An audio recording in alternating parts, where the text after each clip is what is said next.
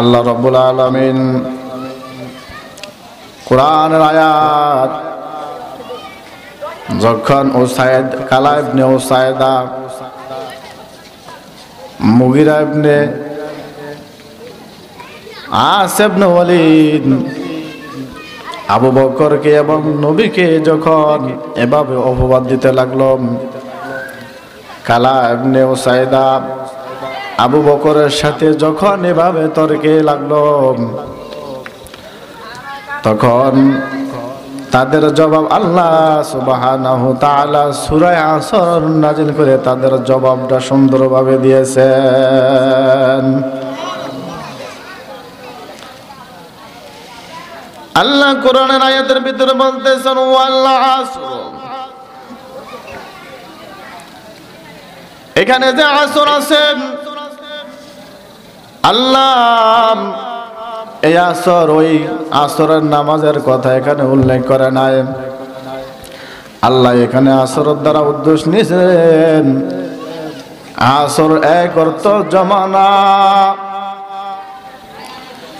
এই সময়ের কসম এবং জমানার কসম খায়া আল্লাহ তাআলা বলতেছেন ওয়াল আসর ইন্নাল ইনসানা লাফি খুসর,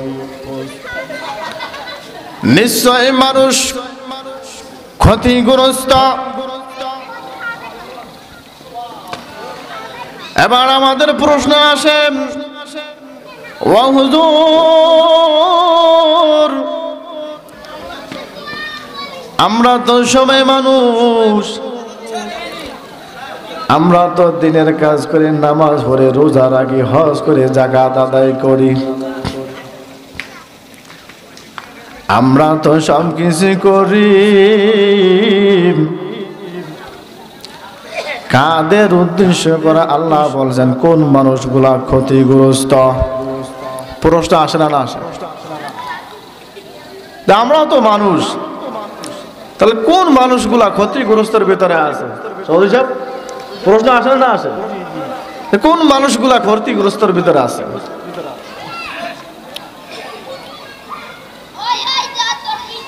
ইন্নাল ইনসানা লাফি খুসর, তাকিক লাগাইছেন আল্লাহ, ইন্না আন্নাকা লাকিন্না লাইতালা আল্লাহ ইন্না হুরফে মুশাব্বাবিল ফিল। আল্লাহ এখানে বলতেছেন নিশ্চয় মানুষগুলা ক্ষতিগ্রস্ত, ইল্লাল্লাযীনা আমানু ওয়া আমিলুস সালিহাত।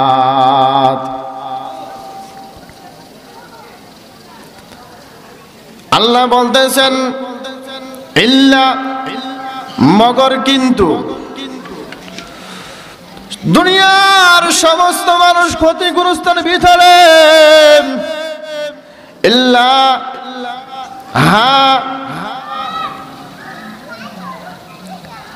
আমানু ওয়া আমিলুস সালিহাত, যারা ঈমান আনছে কালিমা গ্রহণ করেছে এরা ব্যতীত, কারা ব্যতীত? যারা ঈমান আনছেন, ইন্নাল্লাযীনা আমানু ওয়া আমিলুস সালিহাত, যারা ঈমান আনছে এবং আমল সালেহ করে, যারা সৎ কাজ করে,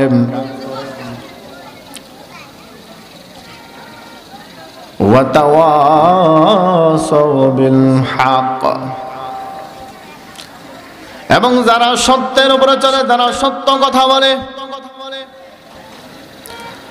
এক নাম্বার যারা ঈমান আনছেন, দুই নাম্বার যারা আমল সালেহ করে, তিন নাম্বার যারা হক কথা বলে, হক কথা প্রসারণ করে, হকের উপরে যারা চলে, চার নাম্বার ওয়া তাওয়াসাউ বিস সবর, যারা ধৈর্য ধারণ করে। এই চার জিনিসের সমন্বয়ে, চার জিনিস ব্যতীত যারা দুনিয়াতে আছে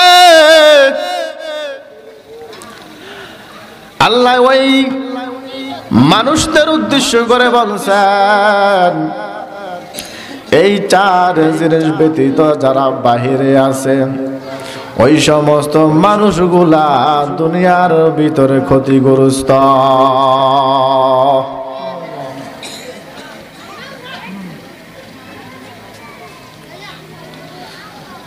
নবী আলাইহিস সালাতু ওয়াস সালামের অসংখ্য হাদিসের মধ্য থেকে আমি একটু হাদিস নিয়েছি। قال رسول الله صلى الله عليه وسلم لا طاعة لمخلوق في معصية الخالق। আল্লাহর নবী পয়গম্বর আরবি মুহাম্মদ রাসূলুল্লাহ সাল্লাল্লাহু আলাইহি ওয়াসাল্লাম বলেন, দুনিয়ার জমিনে আল্লাহকে বেজার করে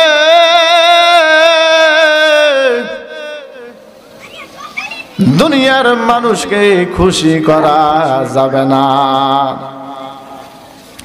আল্লাহকে বেজার রেখে আল্লাহকে নাজার করে দুনিয়ার কোনো মানুষকে এবং কোনো বস্তুকে খুশি করা যাবে না।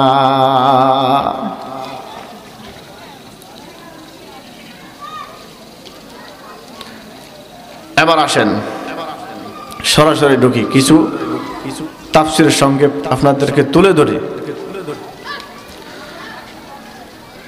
ওয়াল আসর, আল্লাহ বলছেন আসরের সময়, জমানার সময় কসম খায় আল্লাহ বলতেছেন এটা এমন একটা সময় যেই সময়ের মানুষ মূল্যায়ন করে না। আজ এখানে মাহফিল হইতেছে বোরহানউদ্দিনের ভিতরে, এই যে এত বড় একটা প্যান্ডেল, মানুষগুলা এই প্যান্ডেলের সময় না দিয়া মানুষগুলা বিভিন্ন গানে লিপ্ত আছে না নাই? কিছু মানুষ ছবি দেখে, কিছু মানুষ গুনায় লিপ্ত, আবার কিছু মানুষ ব্যভিচারে লিপ্ত। ওই যে ওরা যে সময়টা নষ্ট করতেছে, ওই সময়টা যদি গুনার ওই জায়গা না দিয়ে যদি এই সময়টা এখানে দিত, তাহলে দুনিয়াতে কামিয়াবি, পরকালে নাজাতের উসিলা হয়ে যাইত। এজন্য আল্লাহ বলতেছেন ওয়াল আসর, এ মানুষ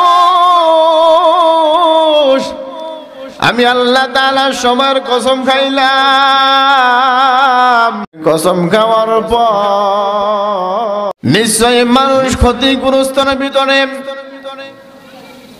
চার কাজ যারা করবে, এই চার কাজের পরিপ্রেক্ষিতে চার কাজ ব্যতীত যারা দুনিয়ার ভিতরে আছে তারা সবাই ক্ষতিগ্রস্তের ভিতরে।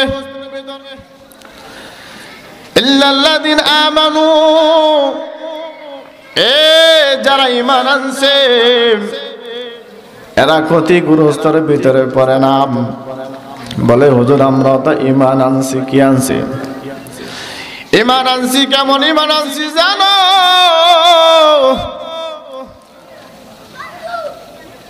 আরে পাকা মুক্ত ঈমান, শক্ত ঈমান, কেমন ঈমান চাই? আমাদের ঈমান তো বর্তমানে দুনিয়াতে টকবক টকবক করে। যে ঈমান তুমি আর আমি আছি এটা ঈমানের ভিতরে পড়ে না, এটা হলো দুর্বল ঈমান। এই ঈমান কেমন ঈমান চাই? ঈমান যদি আনতে চাই, ঈমান যদি পাকা পোক্ত করতে দেয়, তাহলে সাহাবায়ে কেরাম দিকে তাকাও। আরে সাহাবায়ে কেরাম কেমন ঈমানওয়ালা ছিলেন? সাহাবায়ে কেরামগণ ঈমানের পাওয়ার এবং ঈমানের জজবা তাদের কেমন ছিল? তুমি আর আমি ঈমান আনছি, আজকে যদি আমাকে বলা হয় পরিশোধে 500 টাকা দিব, তাড়াতাড়ি নামাজ তো নামাজ ছাড়িয়া আগে টাকা আনতে যা। নামাজ দিয়া মানুষ টাকার জন্য দৌড়ায়, দৌড়ায় না দৌড়ায়? এ মানুষ মসজিদে আযান দেওয়া হয়, মানুষ নামাজ দিয়া এদিকে সেদিকে দৌড়ায়। এবার দানিশিন মা ও বোনেরা, সূরা আসর তাফসীরা একটু ভালো করে শোনো, মন দিয়ে শোনো। যে আল্লাহ জমানার কসম খাইছে, আল্লাহ সময়ের কসম খায়া বলতেছে যে 4 গুণওয়ালা ব্যতীত দুনিয়াতে যত মানুষ আছে সব মানুষগুলা ক্ষতিগ্রস্তর ভিতরে। ওরে মা তুমি আমি মুসলমান দাবি করি, ওরে মা তুমি আর আমি ঈমানওয়ালা মানুষ দাবি করি, আসলেই প্রকৃত ঈমানদার এবং প্রকৃত মানুষ আমরা এখনো কেউ হইতে পারি না। যদি তুমি আর আমি প্রকৃত ঈমানদার হইতাম, মুত্তাকি হইতাম, আমার দ্বারা কখনো গান শোনা হইতো না, আমার দ্বারা কখনো ছবি দেখা হইতো না, আমার দ্বারা কখনো পরের আতাল ঠেলিয়া মানুষের জায়গা জমিন দখল করা সম্ভব হইতো না। আরে আমার দ্বারা চুরি হইতো না, আমার দ্বারা জানা হইতো না, আমার দ্বারা জানা ব্যভিচার হইতো না। যদি তুমি আর আমার ঈমান না পাকাভুক্ত হইতো, তাহলে আমরা বেপরদায় একজন পুরুষ বেহায়া পুরুষের সাথে কথা বলতে পারতো না, একজন বেপরদা নারীর সাথে একজন বেপরদা পুরুষ কখনো কথা বলতে পারতো না। শুধুমাত্র একমাত্র কেবলমাত্র তোমার আমার ঈমান পাকাভুক্ত না থাকার কারণে আজ এই গুনার ভিতরে আমরা সবাই লিপ্ত। আল্লাহ বলছেন ইল্লাল্লাযিনা আমানু, যারা ঈমান আনে, তাহলে বোঝা গেল আমরা মুসলমানের সন্তান, আমরা মুসলমানের ঘরে জন্ম নিছি, আমরা ঈমানওয়ালা দাবি করি।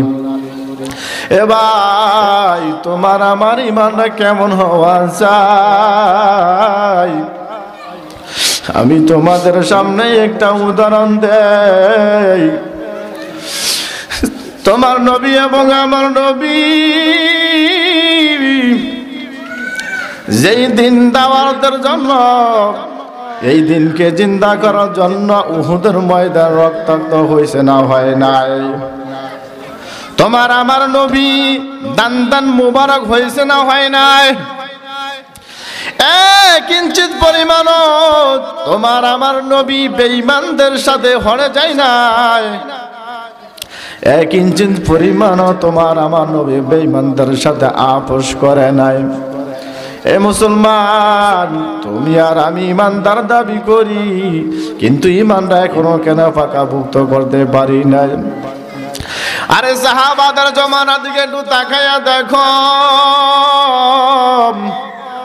হাজার হাজার শত শত সাহাবী ছিল গরিব অসহায়।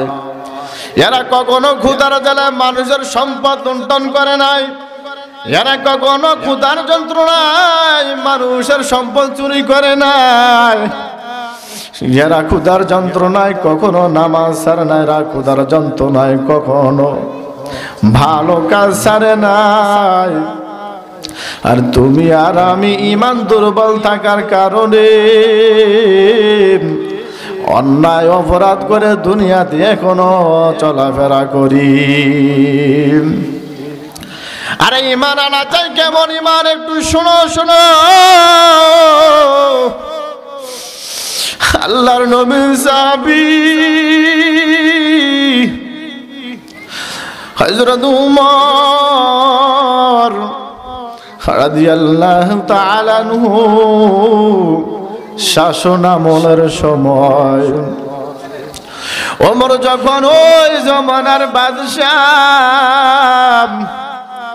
ওমর রাদিয়াল্লাহু তাআলা আনহু দিনে সমস্ত কাজ নিয়ে ব্যস্ত থাকেন। অসহায় গরিব যারা আছে, দরিদ্র মানুষের ঘরে এবং বাসায় গিয়া গিয়া রাত্রের বেলায় খোঁজ খবর নেয়। ওমর রাদিয়াল্লাহু তাআলা আনহু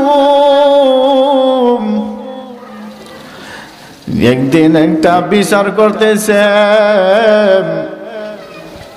বিচার অবস্থায় সমস্ত সাহাবায়ে একরাম ওমর রাদিয়াল্লাহু তাআলা আনহুর সামনে বসা। ওমর রাদিয়াল্লাহু তাআলা আনহু ওই সালিশের বিচারক ওমর রাদিয়াল্লাহু তাআলা আনহু সমস্ত সাহাবীদের থেকে খোঁজ খবর নিতেছে যে তোমার কি খবর, তোমার কি অবস্থা, তোমার কি হালত।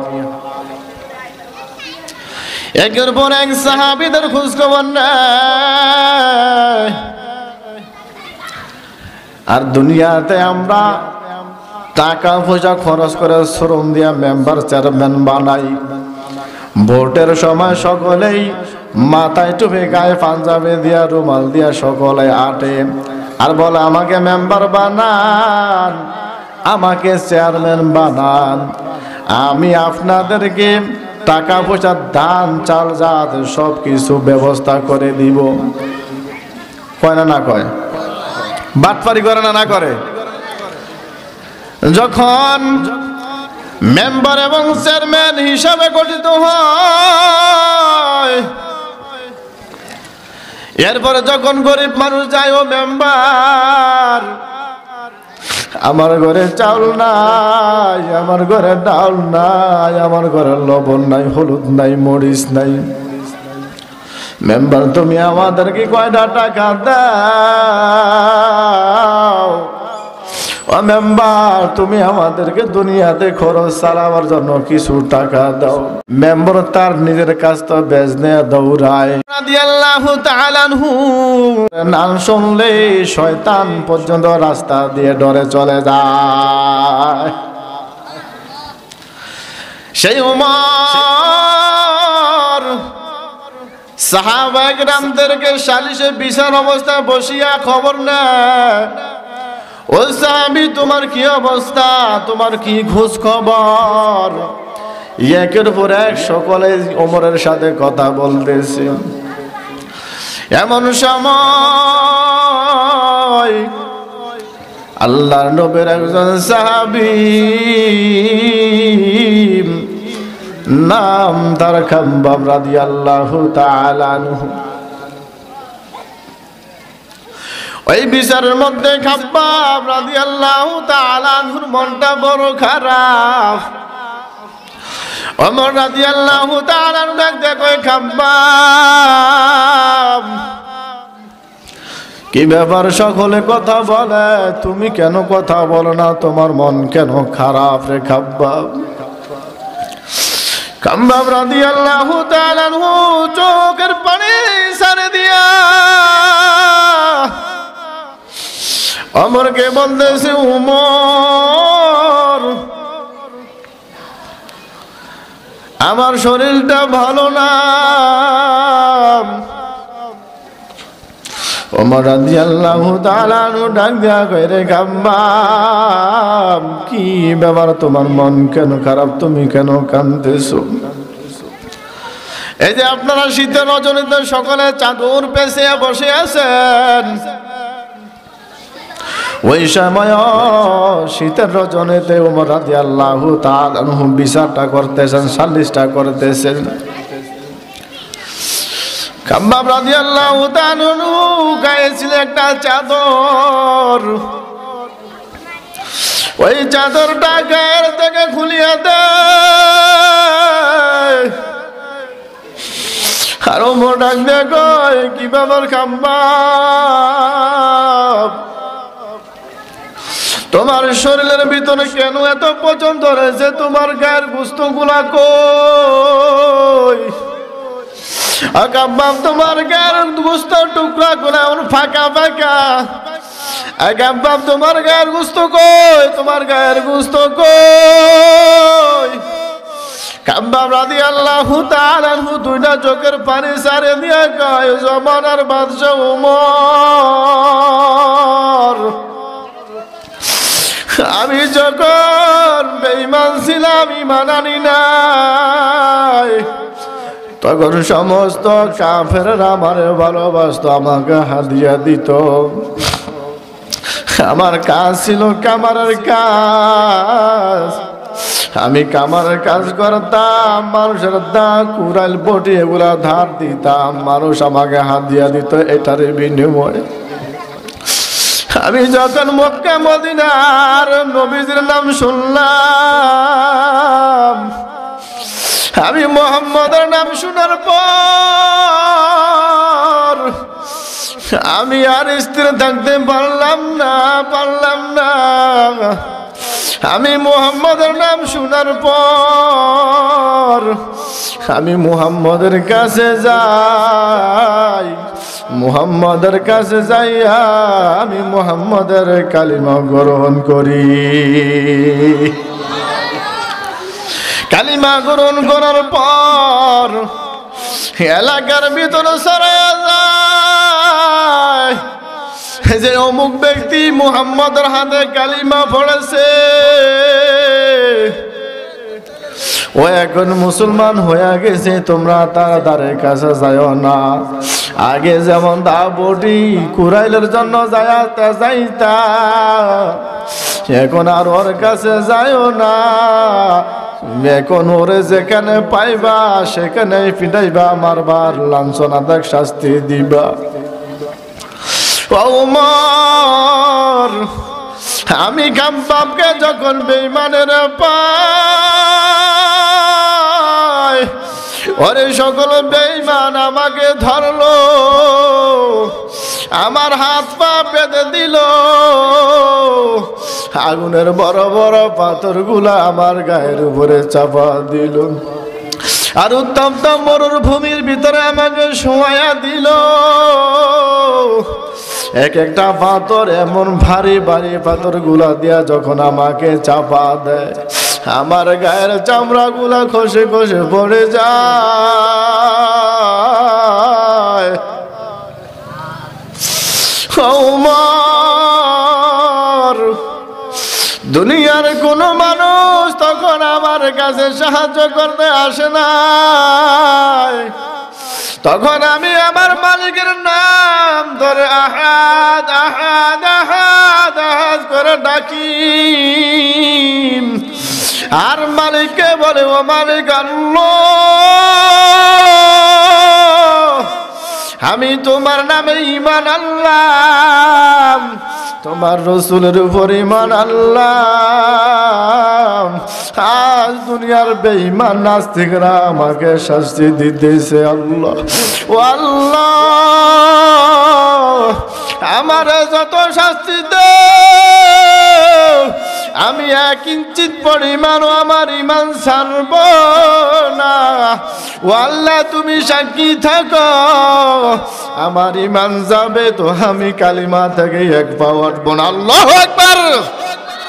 এভাবে যখন খাব্বাব বলতেছিল, দুনিয়ার বেঈমানরা খাব্বাবকে শাস্তি দিতে দিতে খাব্বাবের গায়ের চামড়া গুলা খসে পড়ে যায়। এই কথা যখন ওমরকে শুনাইলো, ওমর খাব্বাবকে বাজা করিয়া ধরছে এভাবে, আর বলতেছে, খাব্বাব, তুমি আমাকে ক্ষমা করিয়া দাও, তুমি আমাকে মাফ করিয়া দাও, আমি জমানের বাদশা হইছি ঠিক, আমি কিন্তু তোমাকে রক্ষা করতে পারলাম না রে খাব্বাব। এভাবে ওমর কাঁদে, সমস্ত সাহাবা একরাম গুলা, ওমরের সাথে বসা সাহাবা একরাম গুলা কাঁদেন। দুনিয়ার মানুষ, তারাও তো মানুষ ছিল, তারাও তো তোমাদের মতো আমার মতো একজন জীর্ণ শীর্ণ মানুষ ছিল তারা। আমরা যে দামি দামি পোশাক পরি, আমরা যে দামি দামি মোবাইল চালাই, আমরা যে দামি দামি খাবার খাই, এরপরও আমাদের ঈমান এত দুর্বল।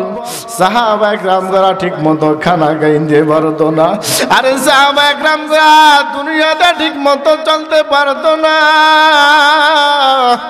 তুমি আর আমি দুনিয়াতে এত সুন্দর করে চলাফেরা করি, তুমি আর আমি দুনিয়াতে এত সুন্দর নাচ নেয়ামতের ফল খাই, এরপর মালিকের দরবার থেকে কেন বারবার আমরা ফিরিয়া যাই? শুধুমাত্র একমাত্র কেবলমাত্র তুমি আর আমি যে ঈমান গ্রহণ করেছি, তোমার আর আমার ঈমানটা হইল দুর্বল। ঠিক কিনা বলেন? এজন্য আল্লাহ সূরাতুল আসর ভিতরে বলতেছেন, ওয়াল আসর, আমি আল্লাহ তাআলা জমানার কসম খায়া বলতেছি, সময়ের কসম খায়া বলতেছি, ওয়াল আসর ইন্নাল ইনসানা লাফি খুসর, নিশ্চয় মানুষগুলা ক্ষতিগ্রস্তের ভিতরে, ইল্লাল্লাযিনা আমানু ওয়া আমিলুস সলিহাত, হ্যাঁ কিন্তু যারা ঈমান আনছে এবং আমল সালেহ করে এরা ব্যতীত দুনিয়ার মানুষ যারা আছে এরা সবাই ক্ষতিগ্রস্তের ভিতরে। ঈমান আনছি, ঈমান আনার পর তোমার আমার কাজ হলো আমল সালেহ করা, নেক কাজ করা। কি করা? ঈমান আনছি, ঈমান আনার পর তোমার আমার কাজ হইল চারটা জিনিসের উপরে। কয়টা জিনিসের উপরে?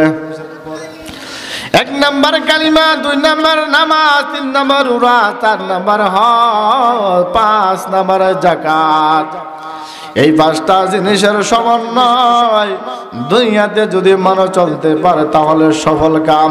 আজ তুমি আর আমি যেখানে ভালো কাজের জন্য আসছি, কিন্তু তোমার আমার ছেলে গুনার কাজের ভিতরে লিপ্ত আছে না নাই? এবার দানেশির মা ও বোনেরা একটু কানটা লাগাইয়া শুনো। আমরা সকলে মুসলমান দাবি করি, কিন্তু মুসলমানের যেই কাজ এই কাজ কিন্তু পরিপূর্ণভাবে আমার দ্বারা হয় না।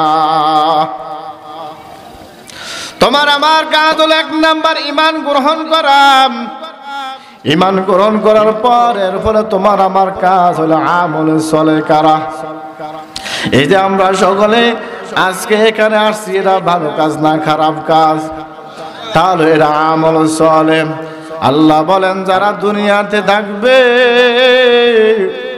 যারা দুনিয়াতে থাইকা সৎ কাজ করবে, যারা দুনিয়াতে সৎ কাজের আদেশ দিবে, আল্লাহ সুবহানাহু ওয়া তাআলা বলেন যারা নেক কাজ করবে এবং নেক কাজের সঙ্গ দিবেন এরা দুনিয়াতে সফল কাম, পরকালে নাজাতের উসিলা।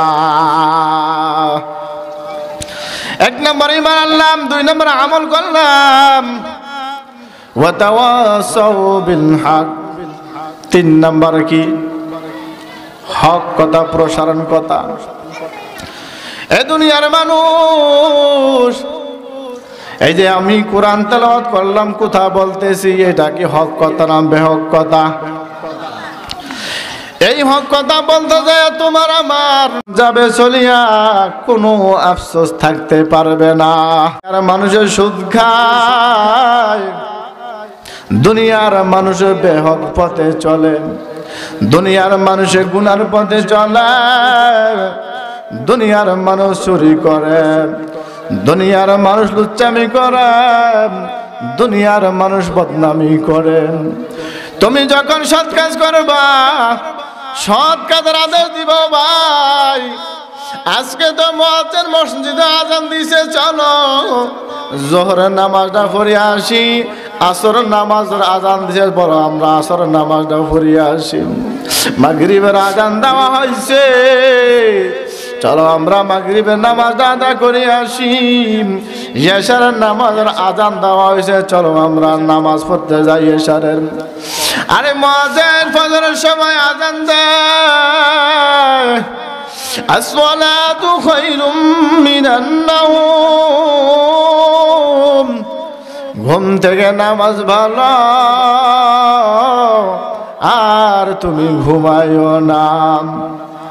এভাবে দৈনিক প্রতিদিন 5 ওয়াক্ত 5 বার ডাকা হয়, কিন্তু মুয়াজ্জিন যখন এভাবে প্রতিদিন হক কথা বলে তখন দুনিয়ার একদল মানুষ মুয়াজ্জিনকে খারাপ জানে, ইমাম সাহেবকে খারাপ জানে। এদের কি আর কোনো কাজ নাই? এরা 5 ওয়াক্ত 5 বার কেন আমাদেরকে ডাকি? আছে না নাই? এ ভাই, যখন তুমি নামাজওয়ালা হইবা তখন তোমার সন্তানকে তুমি নামাজওয়ালা বানাও। অবদানিস মা, তুমি একটা নেক আমল করতেছ, ওই নেক আমলটা তুমি তোমার সন্তান দিয়া করাও। যদি নেক আমল নিয়ে তুমি অন্ধকার কবরে যাইতে না পারো, ওই কবরের মাটি দুই পাশ থেকে তোমাকে আমাকে এমন বড় চাপ মারবে, এক পাজর হাঁটি অন্য পাজরে চলিয়া যাইবে। ওই কবরটা কত বড় ভয়ঙ্কর। ওই কবরের ভিতরে যখন তুমি ঢুকবা, তখন তুমি টের পাইবা দুনিয়াতে নেক আমলের কি প্রয়োজন ছিল। যখন তোমাকে আজান দেওয়া হইতো, আজান দিয়া ডাক দিত, তখন তুমি আজানের ডাকে সাড়া দিতা না, তুমি গুনার কাজে লিপ্ত থাকতা। ওই কবরে শুয়ে শুয়ে তুমি কানবা আর কবর ফাটাইয়া যাইবা, কিন্তু ওই কবর থেকে কখনোই তোমার আওয়াজ দুনিয়ার মানুষে শুনবে না। এবার দানিশির মা বোনেরা, একটু শুনিয়া নে, একটু শুনিয়া নে, কবরটা কত বড় ভয়ঙ্কর, কবরটা কত বড় ভয়ঙ্কর। আরে একটা বেনামাজি, একটা সুদখোর জিনাখোর যখন কবরের ভিতর রাখা হয়, ওই কবরের ভিতর রাখার পর কিরামিন কাতিমিন যখন তাদের কাছে আসে, আসিয়া যখন তাদেরকে প্রশ্ন করছে, মার রব্বুকা মা দীনুকা মা নবিয়ুকা, এবার তোর নবীকে, তোর দিন কি, তোর ধর্ম কি। যখন সে আমল চলে করবে, যদি সে নেক আমলওয়ালা হয়, তখন টাস টাস করিয়া তিনটা প্রশ্নের জবাব দিয়া দিবে বাবা।